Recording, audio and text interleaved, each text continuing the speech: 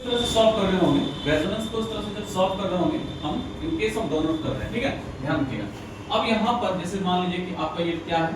Question कुछ इस तरीके से दिया, क्वेश्चन का टाइप क्या है, क्वेश्चन टाइप ये है जो आपका इस तरीके से दे रखा है आपका स्ट्रक्चर,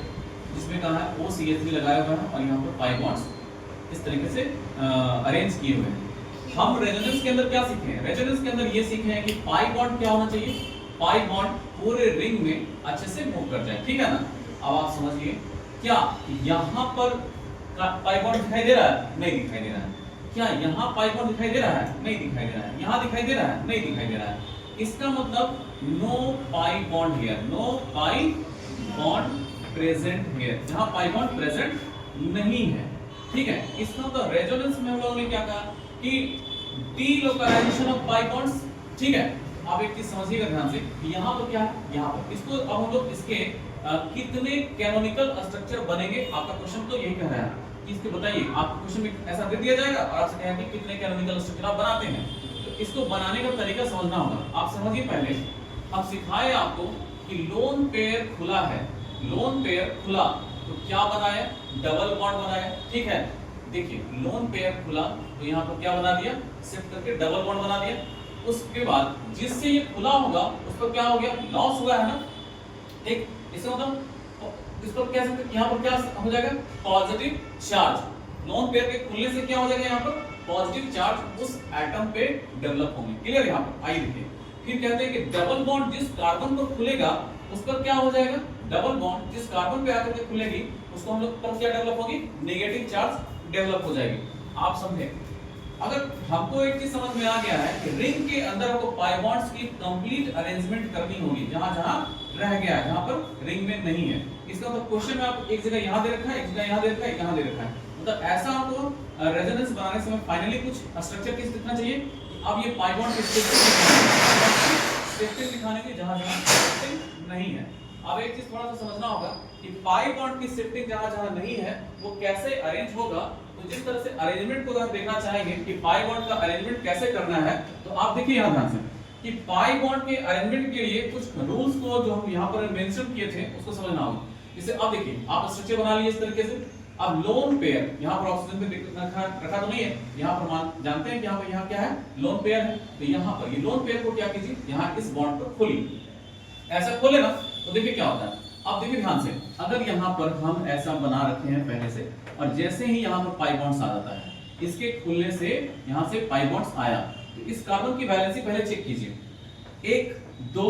3 4 क्या हो गया, 5 हो गया ना, क्लियर, जो कि तो सही नहीं है, कार्बन टेट्रावैलेंट होता है हमारा। तो हमको करना क्या पड़ेगा, यहाँ पर कहीं ना कहीं से हमको पाई बॉन्ड्स क्या करना पड़ेगा, शिफ्ट करना पड़ेगा। इस पाई बॉन्ड को उठा करके यहाँ ले आइए। अब चेक कीजिएगा, जब आप चेक करेंगे तो इस कार्बन पे वैलेंसी देख पाएंगे, 1 2 3 4 कार्बन की टेट्रा वैलेंसी सेटिस्फाइड हो गई, ऑर्बिट हो गई ना। तो हम देखेंगे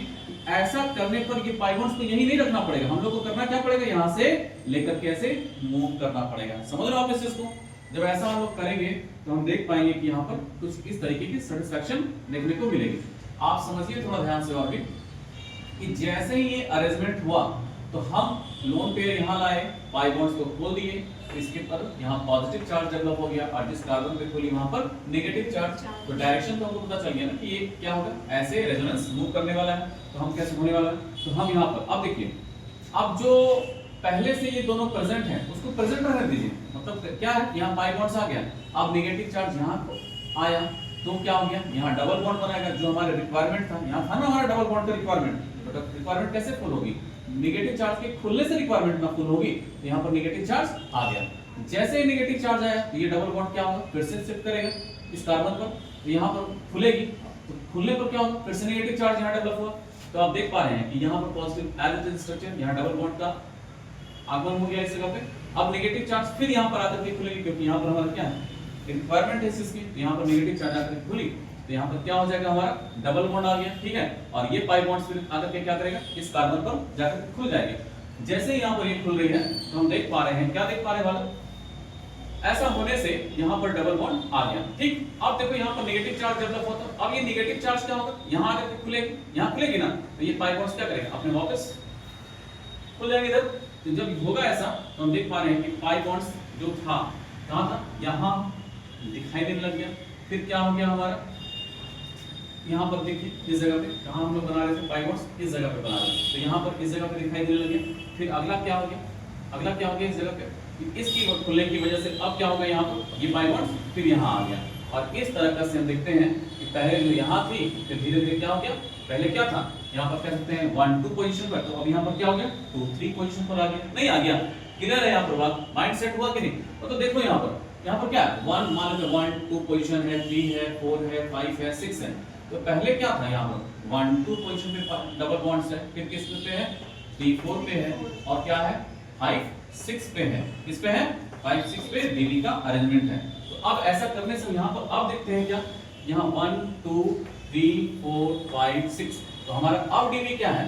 2 3, ठीक है, फिर क्या है 4 5, अब क्या है 1 6 है। तो हम देखते हैं कि हर वो जगह जहां जहां हमें स्टेबल रह गया था, तो आप देख रहे हैं 1 2 3 4 5 6, इस तरीके से हम यहाँ पर देख पा रहे हैं कि हर कार्बन के मतलब रिंग के पास यहाँ पर क्या हो गया डबल बॉन्ड का असेसमेंट देखने को हम लोग को मिल गया। तो रेजोनेंस तो यही बात कहना है कि आप पाई बॉन्ड की क्या कर दीजिए हमारी मतलब कि कंप्लीट डीलोकलाइजेशन करवा दीजिए। तो हम देखते हैं यहाँ पर क्या कि रेजोनेंस जो तो ये इस तरीके से होना संभव नहीं होगा। तो हम रेजोनेंस हाइब्रिड जब बना रहे होते हैं तो हम लोग क्या करते हैं, यहाँ पर ये ऐसे लगा रखी